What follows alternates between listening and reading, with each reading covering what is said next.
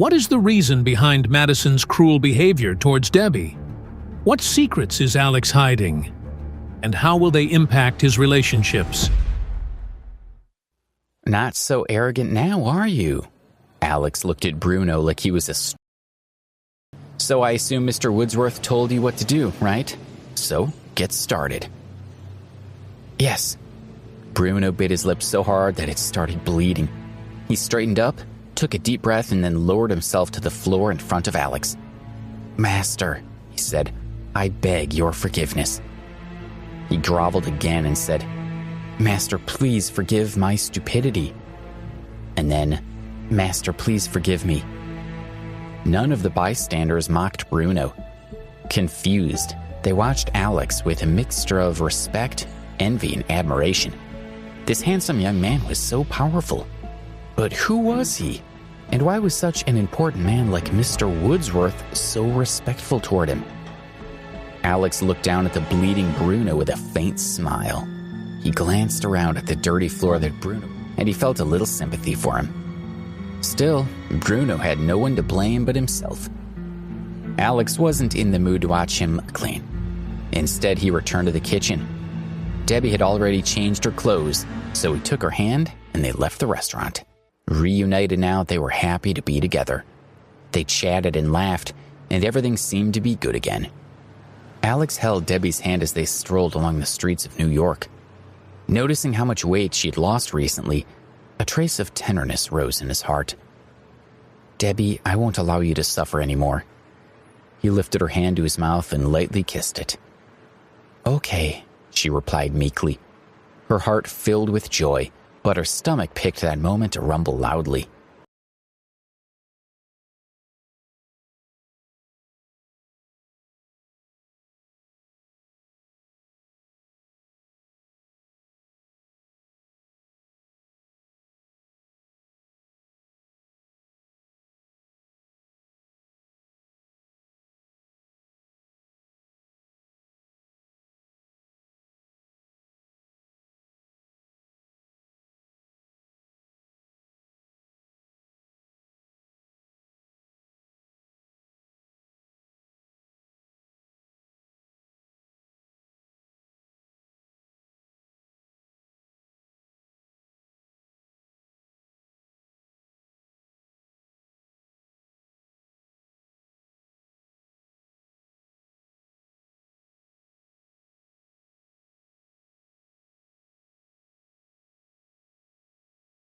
She felt a little anxious about being back.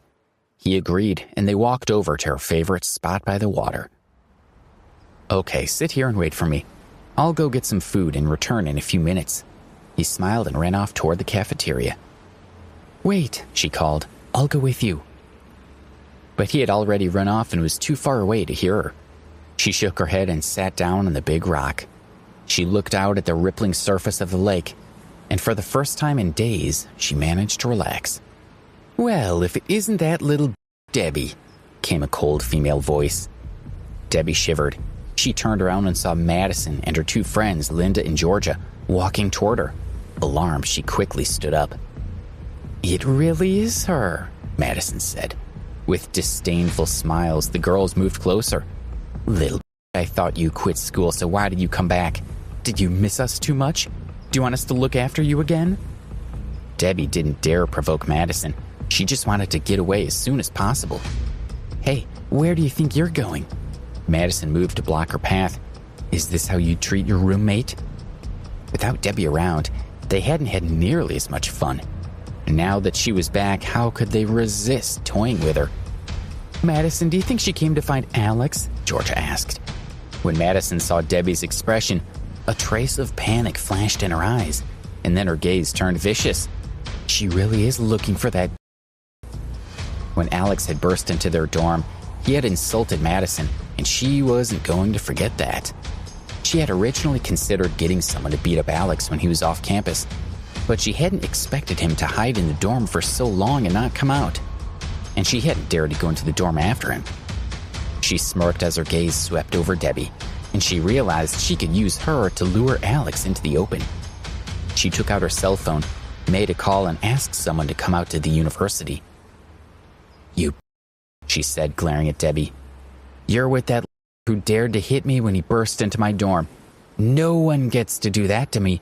No one bullies me. I'm untouchable. And yet he actually dared to hit me." She grabbed Debbie by the hair. "This is how he grabbed me the other day. And yet that treats you like something precious? Well, let's see how he feels once I'm finished with you." She slapped Debbie's face. Seeing Debbie try to get away, Madison felt extremely powerful. "Alex!" Debbie shouted. "Hey, that little calling for her." Madison laughed as she viciously tugged at Debbie's hair. "Come on, yell louder. I'll let you go if you scream.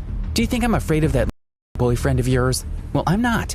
To prove it, I'll beat him up in front of everyone." She slapped Debbie's face a few more times. Then she let Linda and Georgia hold Debbie, leaving Madison free to beat her. The commotion began to attract the attention of other students. Madison was well known at school. Everyone knew that she was connected to a gang, so they didn't dare to interfere. "Stupid," Madison taunted. "This is all because that loser of yours hit me." She turned to her friends. "Bring her over here." She watched Georgia and Linda pull Debbie toward the lake, and then they pushed her face into the water. "You stink," Madison signaled what she wanted from Linda and Georgia, who sneered at Debbie. Both girls exerted force to push Debbie's head further into the water. After 10 seconds, they pulled her head back up. Before she could even take a breath of air, Madison slapped her. "Do it again," Madison ordered. Once again, the moment Debbie came out of the water, Madison struck her hard. Between the cold water and the stinging slaps, Debbie's face was red. Her entire body was drenched, and water was inside her ears and nose. She was suffering. The other students couldn't bear to watch any longer, but none of them stepped forward to stop it. Poor Debbie was pushed into the water again. Time passed. 10 seconds. 20 seconds. 30 seconds. Georgia and Linda began to pull Debbie out, but stopped when Madison yelled, "No, not yet." 40 seconds. 50 seconds. 60 seconds. Little bubbles appeared on the surface of the lake, and Debbie's hands frantically thrashed, sending water flying everywhere. "Keep going," Madison yelled, her eyes bright with excitement as she watched. She was enjoying every moment of this. 1 minute and 10 seconds. 1 minute and 20 seconds. Debbie stopped thrashing about and turned her head to look at the two girls holding her down. "Madison, we have to go," Georgia said. "She's really in trouble." "Keep going," Madison demanded. "Don't worry, if anything happens, I'll take the blame." She felt giddy with happiness. Debbie went still. "What happened? Is she dead?" Someone whispered. "If we didn't help her, does that make us accomplices?" came another whisper. "A normal person can hold their breath for 2 to 3 minutes," someone said.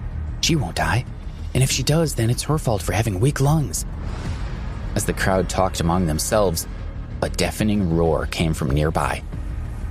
"Let her go!" Alex threw away the burgers he was carrying and ran toward the lake, knocking over a few of the onlookers as he rushed into the water, dragged her out of the water. "Debbie, are you okay? Answer me." Alex stared at Debbie, anxiously waiting for her to speak. Her face was pale, and there were no signs of life. Alex couldn't stop shaking. It seemed as if she was already... gulped. She looked as if she was already dead. "Debbie!" Alex held his hand below her nose, checking to see if she was breathing. A chill traveled down his spine, and his heart skipped a few beats. He couldn't feel a single breath. Feeling numb, Alex carried her over to the grass, gently put her down, and began attempting to resuscitate her. He breathed air deep into her mouth and pressed against her chest. "Debbie, you can't leave me," he thought. "You haven't eaten the burger I bought for you, and I wanted to sit by the lake and watch the sunset with you. You haven't met my family yet, and I haven't taken you to Madison Park for dinner." He breathed for her again, then again. His face was turning red, and he started sweating. Even his veins had started to bulge from the strain. He kept going for 10 minutes, but Debbie still wasn't breathing. She just lay there on the grass, not moving. He refused to stop. Tears flowed from his eyes, but he still kept trying. If she didn't wake up, he would simply continue until he died of exhaustion.